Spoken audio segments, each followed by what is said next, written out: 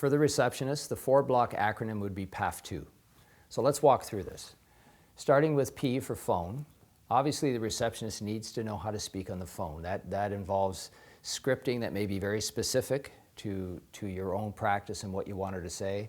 Chris Ebb will tell you on the phone, especially with a new patient, you want to be very clear, and we will go over in great detail what phone scripting, the importance of saying the right thing on the phone, and most important, the amazing impact if you're not saying the right thing on the phone, there can be absolute catastrophic impact to your business in terms of patients if you're saying the wrong thing.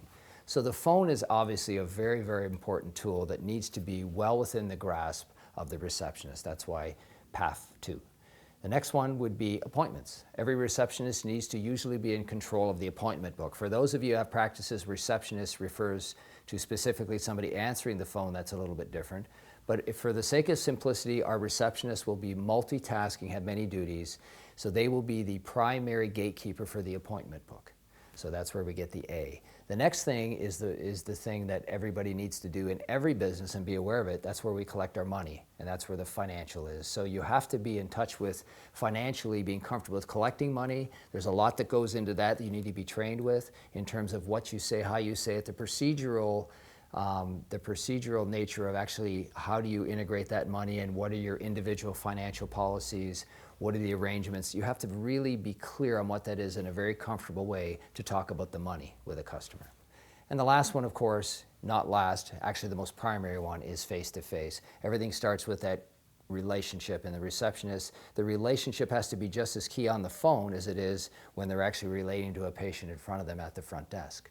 So now let's look at how this really breaks out day to day. So let's use Amy as the receptionist. Amy really needs to know in her multitasking, multifaceted amount of duties and interfaces she has every day, because as you know, sitting at receptions out there sometimes is like a war zone. You need to know what we need to do as a team, as an individual.